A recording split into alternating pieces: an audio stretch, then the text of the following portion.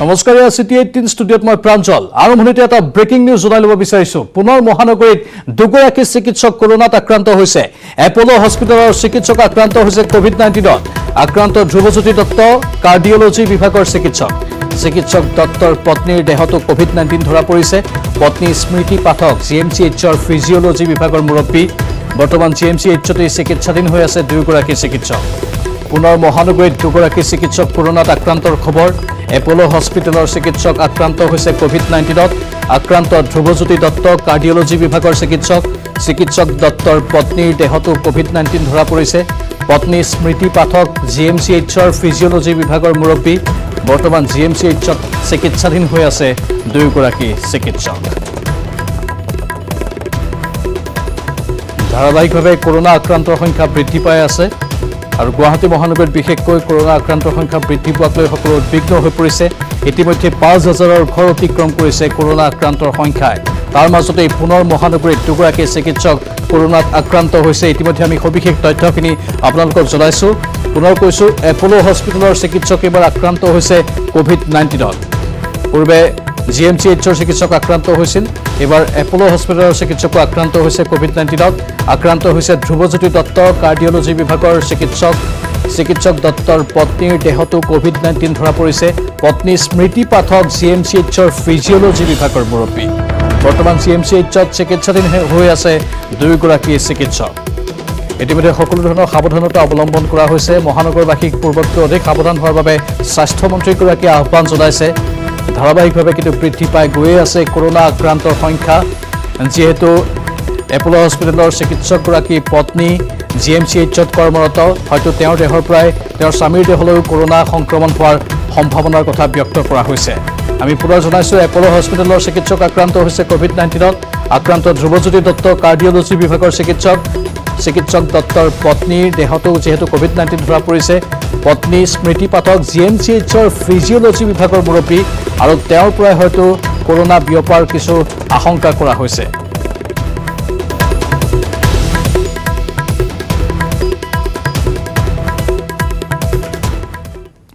আনফালে কৰোনা বিৰোধী যুঁজত অসমৰ উল্লেখনীয় সফলতা অসমত দ্ৰুত হাৰত বৃদ্ধি পাইছে আৰোগ্যৰ হাৰ দেশৰ আৰোগ্যৰ হাৰ 54.12% আৰু অসমৰ আৰোগ্যৰ হাৰ 61%।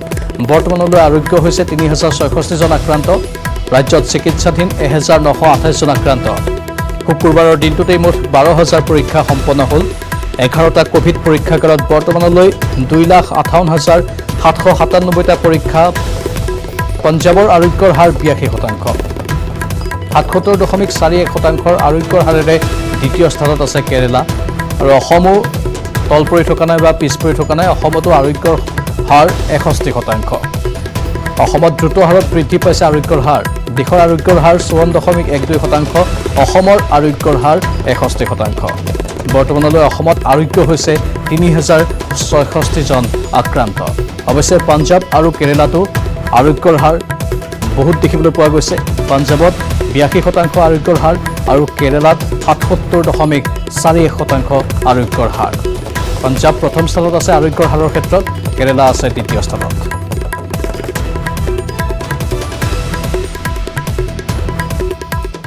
এবাৰ গুৱাহাটীৰ গীতানগৰ থানাত কৰোনাৰ আতংক বিয়পিছে অপহৰণৰ গোচৰত গ্ৰেপ্তাৰ কৰা এজন অভিযুক্তৰ দেহত কৰোনাৰ অৱস্থিতি ধৰা পৰিছে আক্ৰান্ত অভিযুক্তজনৰ নাম ৰাজা বাছফৰ 17 জুনত গীতানগৰ আৰক্ষীয়ে গ্ৰেপ্তাৰ কৰি প্ৰেৰণ কৰিছিল জেললৈ ৰাজাৰ সংস্পৰ্শলৈ অহা আৰক্ষীৰ চেম্পল সংগ্ৰহ কৰি পৰীক্ষাৰ ব্যৱস্থা কৰে গুৱাহাটীৰ গীতানগৰ থানাত এবাৰ কৰোনাৰ আতংক অপহৰণৰ গোচৰত গ্ৰেপ্তাৰ কৰা এজন অভিযুক্তৰ দেহত কৰোনাৰ অৱস্থিতি ধৰা পৰিছে আক্ৰান্ত অভিযুক্তৰ নাম ৰাজা বাছফৰ 17 জুনত গীতানগৰ আৰক্ষীয়ে গ্ৰেপ্তাৰ কৰি প্ৰেৰণ কৰিছিল জেললৈ ৰাজাৰ সংস্পৰ্শলৈ অহা আৰক্ষীৰ চেম্পল সংগ্ৰহ কৰি পৰীক্ষাৰ ব্যৱস্থা কৰা হৈছে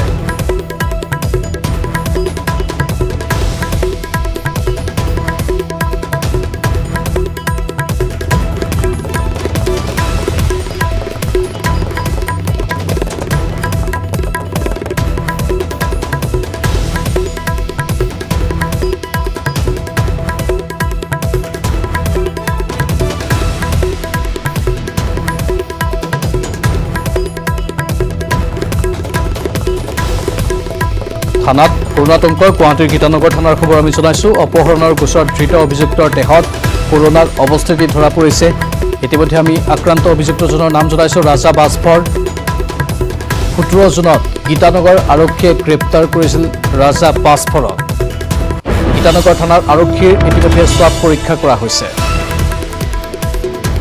আৰক্ষীৰ ভাষ্য আছে আমি আৰক্ষীৰ ভাষ্য আপোনালোকক শুনাম যেটো এবাৰ গুৱাহাটী গীতানগৰ থানাত কৰোণাতংকৰ সৃষ্টি হৈছে অপহৰণৰ গোচৰত ধৃত অভিযুক্তৰ দেহত কৰোণাৰ অৱস্থিতি ধৰা পৰিছে তাৰ পাছতে থানাৰ আৰক্ষীসকলৰ মাজত কিছু পৰিমাণে এক আতংকময় পৰিৱেশ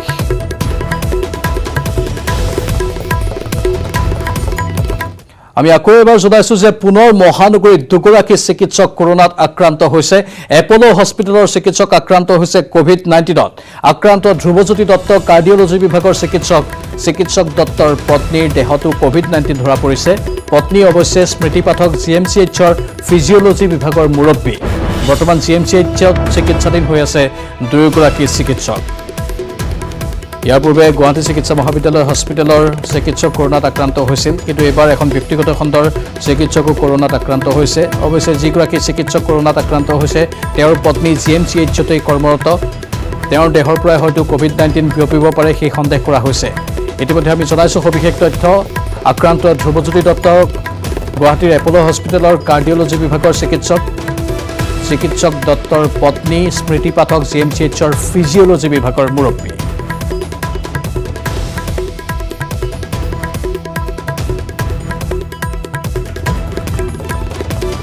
পুনৰ মহানগৰীত দুগৰাকী চিকিৎসক কৰোনাত আক্ৰান্তৰ খবৰ আমি জনাই আছো এপোলো হস্পিটেলৰ চিকিৎসক আক্ৰান্ত হৈছে এবাৰ কোভিড-19ত আক্ৰান্ত ধ্ৰুৱজ্যোতি দত্ত কাৰ্ডিঅলজি বিভাগৰ চিকিৎসক দত্তৰ পত্নীৰ দেহতো কোভিড-19 ধৰা পৰিছে পত্নী স্মৃতি পাঠক জিএমচিএইচৰ ফিজিঅলজি বিভাগৰ মুৰব্বী অধিক জনাব আমাৰ সতীৰ্থ জ্যেষ্ঠ সাংবাদিক ঋত্বিক কৌশিকে ঋত্বিক আৰু কি তথ্য আপুনি লাভ কৰিছে চাওক প্ৰাঞ্জল ইতিমধ্যে ৰাজ্যজুৰি যি কোভিড পজিটিভ 5 সহস্ৰাধিক অতিক্ৰম কৰিছে আৰু কালি নিশা বহুকেইটা এনেধৰণৰ ঘটনা হৈছে য'ত গুৱাহাটীৰ দুগৰাকী চিকিৎসকৰ গাত ইয়াত পজিটিভ পোৱা গৈছে তাৰ সমান্তৰালভাৱে তৃতীয়জন আৰক্ষী থানাত গ্ৰেপ্তাৰ হোৱা আছামী তৃতীয়জন গুৱাহাটী মহানগৰীত আছামীৰ গাত পজিটিভ পোৱা গৈছে গীতানগৰ আৰক্ষীয়ে এটা অপহৰণ গোচৰত 16 তাৰিখে নিশা তেওঁক গ্ৰেপ্তাৰ কৰিছিল আৰু তাৰপিছত 17 তাৰিখে তেওঁক কেন্দ্ৰীয় কাৰাগাৰলৈ ন্যায়িক জিম্মালৈ প্ৰেৰণ কৰিছিল কিন্তু নতুন যি ব্যৱস্থা কৰা হৈছে যে যিসকল আছামী হওক বা যিসকল অভিযুক্ত থাকে তেওঁলোকক গ্ৰেপ্তাৰ কৰাৰ পিছত তেওঁলোকৰ যি প্ৰয়োজনীয় স্বাস্থ্য পৰীক্ষা কৰোৱাৰ লগতে তেওঁলোকৰ স্বাব সংগ্ৰহ কৰা হয় পৰীক্ষাৰ বাবে আৰু তাৰ পিছতে তেওঁলোকৰ যি ৰিজাল্ট কেন্দ্ৰীয় কাৰাগাৰলৈ প্ৰেৰণ কৰা হয় যদি তেওঁক ন্যায়িক জিম্মাত দিয়া হয় আৰু তাৰ পিছতে কালি নিশাই যি ৰিজাল্ট আছিল সেই ৰিজাল্ট আহিছে আৰু তাত পজিটিভ পোৱা গৈছে তাৰ পিছতে মহানগৰ আৰক্ষীয়ে যিকেইজন আৰক্ষীৰ লগত পোনপটীয়া সংযোগ হৈছিল বা তেওঁলোকৰ লগত পোনপটীয়াকৈ যোগাযোগ হৈছিল সেই 6জন লোকক তেওঁলোকে চিনাক্ত কৰিছে আৰু সেই 6জন আৰক্ষী বিষয়াক ইতিমধ্যে কোৱাৰেণ্টাইন কৰাৰ লগতে তেওঁলোকৰো স্বাব পৰীক্ষা কৰা হৈছে আৰু গুৰুত্বপূৰ্ণ বিষয়টো হ'ল যে মহানগৰত এতিয়া 3গৰাকী আছামী পজিটিভ পোৱাৰ উপৰিও 4গৰাকীকৈ আৰক্ষীৰ লোকো মহানগৰ আৰক্ষীৰ লোকো কোভিড পজিটিভ হৈছে য'ত পাণবজাৰ এজন বিষয়া আছে মালিগাঁৱত যি মহানগৰ আৰক্ষীৰ আইন শৃংখলাৰ বাবে অহা বেটেলিয়ানৰ 2জন সদস্য আছে আৰু যি CGM আদালতত কৰ্তব্য কৰি থকা এগৰাকী কনষ্টেবল তেওঁৰ গাতো পজিটিভ পোৱা গৈছে য'ৰ এতিয়া আটাইকেইজনৰ এজনহে বৰ্তমান তেওঁ পজিটিভ হৈ আছে বাকীকেইজনৰ যি পৰীক্ষা হৈছিল সেই পৰীক্ষাৰ পিছত তেওঁলোকক নিগেটিভ পোৱা গৈছে আৰু 2 দিনৰ ভিতৰতে হয়তো তেওঁলোকে আকৌ পুনৰ কৰ্তব্যলৈ তেওঁলোকে ঘূৰি যাবলৈ সক্ষম হ'ব আনহাতে যি এপোলো হস্পিটেলৰ চিকিৎসক আৰু জিএমচিএইচৰ চিকিৎসক যি দম্পতি আছে তেওঁলোকৰ গাত পজিটিভ পোৱা গৈছে ইয়াৰ পূৰ্বেও 2 দিন পূৰ্বে গুৱাহাটীৰ মেডিকেল কলেজৰ আন এগৰাকী চিকিৎসককো পজিটিভ পোৱা গৈছে আৰু এই ক্ষেত্ৰত আমি ছুপাৰিণ্টেণ্ডেণ্টৰ লগত যোগাযোগ কৰোঁতে তেওঁ এটা কথা কৈছে যে তেওঁলোকে সম্পূৰ্ণৰূপে সাজু হৈ আছে এজন চিকিৎসক পজিটিভ পালেও তেওঁলোকৰ যি যাৱতীয় চিকিৎসা ব্যৱস্থা আৰু আন যাৱতীয় যি ব্যৱস্থা চিকিৎসালয়সমূহত সেই ব্যৱস্থাসমূহ তেওঁলোকে চলি থাকিব ঋত্বিক এটা কথা যেহেতু স্বাস্থ্যমন্ত্ৰীগৰাকীয়ে ইতিমধ্যে নিজৰ টুইটাৰ হেণ্ডলত কৈছে যে মহানগৰবাসী অধিক সাৱধান হওক তেওঁ আহ্বান জনাইছে সকলোকে কাৰণ এতিয়া সহজভাৱে বহুতে লৈ আছে কিন্তু আক্ৰান্তৰ সংখ্যা বৃদ্ধি পাই গৈ আছে চাওক প্ৰাঞ্জল, ইয়াত সকলোতকৈ গুৰুত্বপূৰ্ণ কথাটো হ'ল যে গুৱাহাটী মহানগৰীতে সৰ্বাধিক যি আক্ৰান্তৰ সংখ্যা পোৱা গৈছে, তেওঁলোকে পজিটিভ পোৱা গৈছে। আৰু এই ক্ষেত্ৰত এটা বস্তু মই ক'ব বিচাৰোঁ যে অসম আৰক্ষীয়ে প্ৰায় 50 লাখ টকাৰ তেওঁলোকে অকল জৰিমনা বিহিছে প্ৰায় লকডাউনৰ পিছত ৰাজহুৱা স্থানত মাস্ক পৰিধান নকৰাকৈ। গুৱাহাটী মহানগৰীতে দুদিন পূৰ্বলৈকে প্ৰায় 14 লাখ টকাৰ জৰিমনা বিহিছে। আৰু ইয়াক লৈ সঁচাকৈ এইটো লক্ষণীয় বিষয় যে মহানগৰবাসীৰ একাংশই এই গোটেই ক্ষেত্ৰত তেওঁলোকে যাৱতীয় যি গুৰুত্ব সহকাৰে ল'ব লাগে সেই গুৰুত্ব সহকাৰে লোৱা নাই, যাৰ কাৰণে এনেধৰণে এতিয়া যিহেতু কমিউনিটি স্প্ৰেডিঙো লাহে লাহে আৰম্ভ হৈছে, বিভিন্ন ৰোগী পোৱা গৈছে যিসকলৰ কোনো ট্ৰেভেল হিষ্ট্ৰী বা আন হিষ্ট্ৰী তেওঁলোকৰ পোৱা নাই। যেনেকৈ যিগৰাকী আছামী ইয়াত গ্ৰেপ্তাৰ হৈছিল গীতানগৰৰ, তেওঁৰ ক্ষেত্ৰতো কোনো ধৰণৰ ট্ৰেভেল হিষ্ট্ৰী আৰক্ষীয়ে বৰ্তমানলৈকে উলিয়াবলৈ সক্ষম হোৱা নাই। আৰু এই ক্ষেত্ৰত সকলোৱে সাৱধান হওক, সাৱধান নহ'লে কিন্তু ভয়ংকৰ পৰিস্থিতিৰ দিশে গৈ আছে অসম। ধন্যবাদ ঋত্বিক, এইখিনি তথ্যৰ বাবে। সমগ্ৰ গুৱাহাটী মহানগৰীতে এতিয়া আক্ৰান্তৰ সংখ্যা বৃদ্ধি পাইছে আৰু ৰাজ্যত ইতিমধ্যে 5,000ৰ ঘৰ অতিক্ৰম কৰিছে। আৰক্ষীৰ লোকো আক্ৰান্ত হোৱাৰ কিছু আশংকা আছে, কাৰণ এজন আছামী ইতিমধ্যে কৰোণা পজিটিভ ধৰা পৰিছে। লগতে চিকিৎসকো এইবাৰ ব্যক্তিগত খণ্ডৰ চিকিৎসকো COVID-19ত আক্ৰান্ত হৈছে। পৰৱৰ্তী সময়ত আমি এই সন্দৰ্ভত অধিক তথ্য সম্প্ৰচাৰ কৰিম।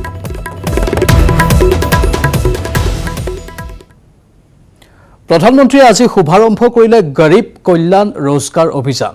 গাঁও অঞ্চলত সংস্থাপন বৃদ্ধিৰ লক্ষ্যৰে এই আঁচনি আৰম্ভ কৰা হৈছে।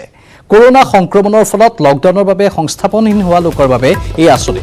বিহাৰৰ খাগৰিয়া জিলাৰ তিলিহাৰ গাঁৱৰ পৰা এই আঁচনিৰ শুভাৰম্ভ কৰে মোদীয়ে।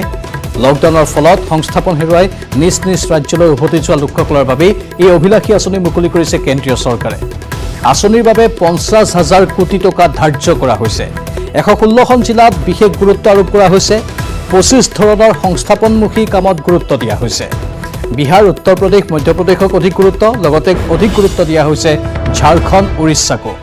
লকডাউনত সংস্থাপনহীনক কাম দিয়াৰ লক্ষ্য লোৱা হৈছে। গাঁৱৰ আন্তঃগাঁথনি উন্নয়নতো গুৰুত্ব দিয়া হৈছে। আন্তঃগাঁথনিৰ কামেৰে জীৱিকাৰ পথ মুকলি কৰাৰ ব্যৱস্থা কৰা হৈছে। 125 দিন ধৰি চলিব এই অভিযান। ক্ষিপ্ৰভাৱে নিয়োগ সৃষ্টিৰ বাবে এই অভিযান। गांव में शहरों से ज्यादा इंटरनेट इस्तेमाल हो रहा है। गांवों में इंटरनेट की स्पीड बढ़े, फाइबर केबल पहुंचे, इससे जुड़े कार्य भी होंगे। साथियों, ये सारी योजनाएं, ये काम करेगा कौन? गांव के ही लोग करेंगे। मेरे जो श्रमिक साथी साथ में जुड़े हैं, आप लोग ही करेंगे। चाहे मजदूर हो, मिस्त्री हो, मटेरियल बेचने वाले छोटे दुकानदार हो, ड्राइवर हो, प्लम्बर हो, इलेक्ट्रिशियन हो, मैकेनिक हो, हर प्रकार के साथियों को रोजगार का इसमें अवसर है। जो हमारी बहनें हैं, उनको भी स्वयं सहायता समूहों के माध्यम से भी जोड़ा जाएगा, ताकि वो अपने परिवार के लिए अतिरिक्त साधन जुटा सके। साथियों, यही नहीं, आप सभी श्रमिकों, आप सभी के हुनर की मैपिंग की भी शुरुआत की गई है। यानी कि गांव में ही आपके हुनर की पहचान की जाएगी, ताकि आपके कौशल के मुताबिक आपको काम मिल सके। এতিয়া কৰোনাৰ সংক্ৰমণ বৃদ্ধি পাইছে মহানগৰী গুৱাহাটীত। কোনো ভ্ৰমণ বৃত্তান্ত নথকা একাংশ লোকৰ শৰীৰত কৰোনাৰ উপস্থিতি ধৰা পৰাৰ পিছতেই মহানগৰী গুৱাহাটীত ঘনীভূত হৈছে সামাজিক সংক্ৰমণৰ আশংকা। গুৱাহাটীত 118টা কণ্টেইনমেণ্ট জোন। বহুতৰে মনত এতিয়া প্ৰশ্ন, গণ সংক্ৰমণ হৈছে নেকি মহানগৰী? গুৱাহাটী মহানগৰীত 155ৰ ঘৰচোৱা কণ্টেইনমেণ্ট জোনৰ সংখ্যাৰ বৰ্তমান এক্টিভ হৈ আছে 118টা কণ্টেইনমেণ্ট জোন। আৰু ইয়াৰ লগে লগে এটা প্ৰশ্ন উত্থাপিত হৈছে যে গুৱাহাটী মহানগৰীত আৰম্ভ হৈছে নেকি গণসংক্ৰমণ। কৰোনাৰ সংক্ৰমণ বৃদ্ধি পাইছে মহানগৰী গুৱাহাটীত। কোনো ভ্ৰমণ বৃত্তান্ত নথকা একাংশ লোকৰ শৰীৰত কৰোনাৰ উপস্থিতি ধৰা পৰাৰ পিছতে মহানগৰ গুৱাহাটীত ঘনীভূত হৈছে সামাজিক সংক্ৰমণৰ আশংকা। সামাজিক সংক্ৰমণ সন্দৰ্ভত সিদিনা গুৱাহাটী মেডিকেল কলেজ হাস্পতালত উপস্থিত হৈ স্বাস্থ্যমন্ত্ৰী হিমন্ত বিশ্ব শৰ্মাই কৰিছিল এই মন্তব্য। ৰাইজে যেতিয়া ইমানখিনি কৈ থকাৰ পিছতো ৰাইজে নুবুজে বা একাংশ, সকলো বুলি নকওঁ, বহুতেতো পিন্ধিও আছে, তেওঁলোকৰ কাৰণে সমাজখনৰ বিপদ হ'ব। গতিকে মাস্ক নিপিন্ধা, পিন্ধি ডিঙিলৈকে ওলমাই ৰখা এই ব্যক্তিবিলাকক দেখিলেই আমাৰ ৰাইজে ক'ব লাগে যে আপুনি এইটো কিয় কৰিছে, আপোনাৰ কাৰণে আমাৰ বিপদ হ'ব। গতিকে মই ভাবোঁ যে সমাজত আমাৰ এতিয়াও সচেতনতা আহিব বহুত বাকী আছে। পুলিচে ফাইন কালেক্ট কৰি আছে, কিন্তু তৎসত্ত্বেও কৰিবলগীয়া কাম আমাৰ বহুত বাকী আছে। কিন্তু এতিয়া পৰিস্থিতি ক্ৰমাৎ গতি কৰিছে জটিলতাৰ দিশে। সম্প্ৰতি মহানগৰীত কণ্টেইনমেণ্ট জোনৰ সংখ্যা হৈছেগৈ 118টা। স্বাভাৱিকতে এই পৰিস্থিতিত চিন্তিত হৈছে মহানগৰবাসী। কমিউনিটি ইনফেকশ্যনৰ কথা যিটো আহিছে, এতিয়া সম্পূৰ্ণভাৱে অহা নাই। ইতিমধ্যে প্ৰায় 100% হ'বলৈ এতিয়া প্ৰায় 80 পৰা 90% বাকী আছে। কিন্তু বৰ্তমান পৰিস্থিতি যদি কণ্টিনিউ হৈ থাকে, তেতিয়াহ'লে আগতো এমাহৰ ভিতৰত সম্পূৰ্ণ কমিউনিটি ইনফেকশ্যনটো আহিবই। এইটো কোনো ৰখাব নোৱাৰে, সেই যিমানে স্বাস্থ্য বিভাগ নহওক, যিয়ে নহওক। ইতিমধ্যে গুৱাহাটীত কেইবাজনো চিকিৎসকো কৰোনাত আক্ৰান্ত হৈছে। শনিবাৰে এপলো হাস্পতালত 2জনকৈ চিকিৎসকৰ দেহত কৰোনা চিনাক্ত হোৱাৰ পাছত উদ্বিগ্নতা অধিক বৃদ্ধি পাইছে। কেমেৰা পাৰ্চন বিপ্লৱ পালৰ সহযোগত গুঞ্জন কলিতাৰ report, news 18 Assam north east.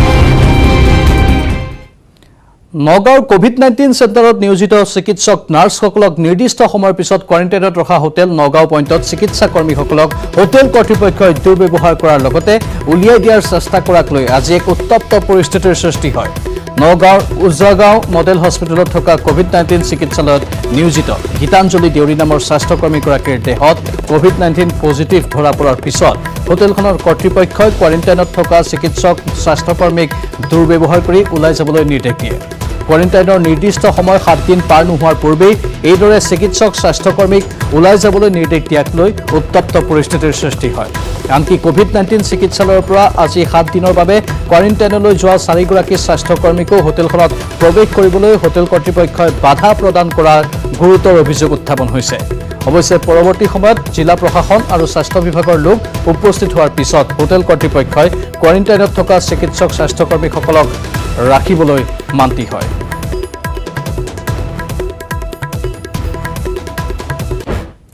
আৰু বহুকেইটা গুৰুত্বপূৰ্ণ খবৰ জনাবলৈ বাকী আছে, কিন্তু তাৰ পূৰ্বে চিটি 18ত চমু বাণিজ্যিক বিৰতি। আপুনি চাই আছে চিটি 18। জম্মু কাশ্মীৰত সন্ত্ৰাসবাদী বিয়পাবলৈ নতুন কৌশল ব্যৱহাৰ কৰিছে পাকিস্তানে। শেহতীয়াকৈ সন্ত্ৰাসবাদী বিয়পোৱাৰ বাবে বিশ্ব সমাজত লজ্জানত হোৱা পাকিস্তানে এইবাৰ ড্ৰোনৰ সহায়ত পাক সমৰ্থিত সন্ত্ৰাসবাদীলৈ প্ৰেৰণ কৰিছে অস্ত্ৰ শস্ত্ৰ। আজি শ্ৰীনগৰৰ কাঠুৱাত মাৰণাস্ত্ৰ আৰু গ্ৰেনেডসহ এখন পাকিস্তানী ড্ৰোন উদ্ধাৰ কৰে BSF-এ। কাঠুৱাৰ পাঞ্চাৰ এলেকাত পাক চোৰাংচোৱাৰ এই ড্ৰোনখন ভূপতিত কৰে BSF-এ।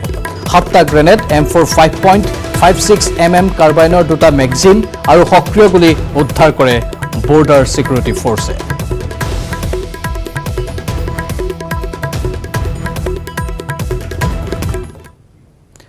ডিব্ৰুগড় সদৰ থানাৰ নৱনিৰ্মিত গৃহ মুকলি কৰিলে মুখ্যমন্ত্ৰী সৰ্বানন্দ সোণোৱালে। মৈত্ৰী আঁচনিৰ অধীনত ৰাজ্যৰ 346খন থানাৰ প্ৰথম পৰ্যায়ৰ 73খন থানা পুনৰ নিৰ্মাণৰ অন্তৰ্গত এই নৱনিৰ্মিত ডিব্ৰুগড় সদৰ থানাৰ গৃহ উদ্বোধনী অনুষ্ঠানত অসম আৰক্ষীৰ সঞ্চালক প্ৰধান ভাস্কৰজ্যোতি মহন্তসহ অসম আৰক্ষীৰ ভালেমান উচ্চপদস্থ বিষয়া, কেন্দ্ৰীয় মন্ত্ৰী ৰামেশ্বৰ তেলী, মন্ত্ৰী নৱ দলে, যোগেন মোহন, DIG জিতমল দলে, ৰাজ্যসভাৰ সাংসদ কামাখ্যা তাছাসহ অসম আৰক্ষীৰ গৃহ নিৰ্মাণ পৰিষদৰ বিষয়ববীয়া অৰবিন্দ কলিতাসহ ভালেকেইজন বিধায়ক আৰু ৰাজ্যৰ কেইবাগৰাকীও নিকায় নিগমৰ লোক উপস্থিত থাকে। 1848 চনতেই প্ৰতিষ্ঠা হোৱা ডিব্ৰুগড় সদৰ থানাখনৰ পুৰণি গৃহটো সম্পূৰ্ণৰূপে ভাঙি নতুনকৈ নিৰ্মাণ কৰা হৈছে। এই নৱনিৰ্মিত গৃহত ব্যায়ামাগাৰ, কনফাৰেন্স হল, পৃথক পৃথক টাউন ব্ৰাঞ্চ, ট্ৰেফিক ব্ৰাঞ্চ আৰু বৰ্ডাৰ ব্ৰাঞ্চৰ লগতে থানালৈ অহা সৰ্বসাধাৰণৰ বাবে জিৰণি কক্ষ, তথ্য কক্ষ ইত্যাদি আছে।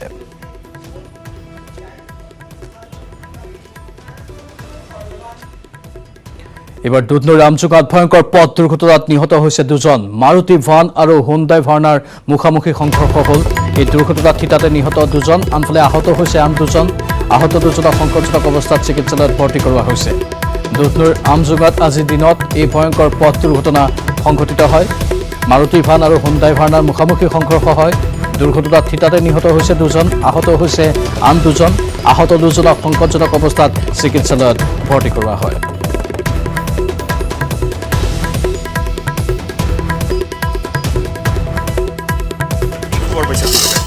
আমি খবৰ পাই আহিলোঁ এক্সিডেণ্ট এটি হোৱা বুলি। এই গাড়ীখন যিখন ভানাৰ গাড়ীখন এইখন মানে গুৱাহাটীৰ ফালৰ পৰা আহি আছিল আৰু যিখন এই মাৰুতি ভেনখন এইখন কৃষ্ণা চাইডৰ পৰা আহি আছিল। ইয়াতে মুখামুখি সংঘৰ্ষ হয় আৰু দুজন গাড়ীৰে দুখনে ড্ৰাইভাৰটো আৰু ইনজিয়ৰ কিমানজন হৈছে? ইজত ভেনখনৰ এজনী ছোৱালী আছিল, ছোৱালীজনী অলপ অসুস্থ আছিল, নাম জানিব পৰা নাই।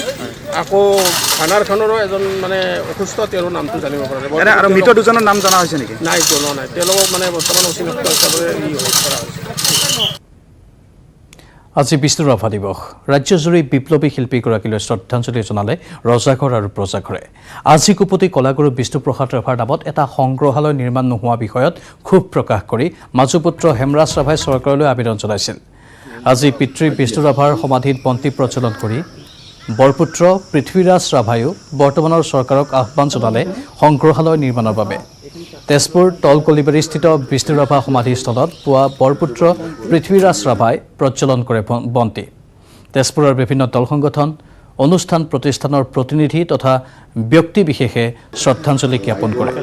পিতৃৰ সমাধিত বন্তি প্ৰজ্বলন কৰি পিতৃ বিষ্ণুপ্ৰসাদ ৰাভাৰ কালজয়ী গীতো গুণগুণাই পুত্ৰ পৃথ্বীৰাজ ৰাভাই।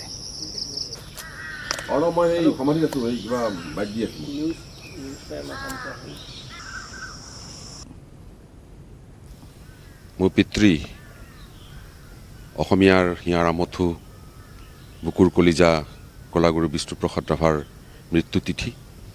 সমগ্ৰ অসমতে আজিৰ দিনটোত অসমৰ ৰাইজে এই তিথি উদযাপন কৰে, এই বিষ্ণু ৰাভা দিৱস উদযাপন কৰে বিভিন্ন গীত মাত সাহিত্য চৰ্চাৰ মাজেৰে। এই সমাধিস্থলতো প্ৰতি বছৰে শ্ৰদ্ধাঞ্জলি জ্ঞাপন কৰা হয়।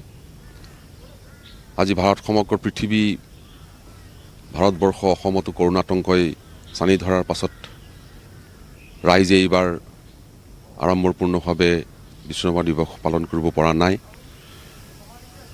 সকলোৱে অনুষ্টুপীয়াকৈ এই দিৱসৰ আয়োজন কৰিছে। ইফালে বিষ্ণু ৰাভা দিৱসত নন্দী চিষ্টাৰ্ছে কি কৰিছে জনাম চমু বাণিজ্যিক বিৰতিৰ পাছত।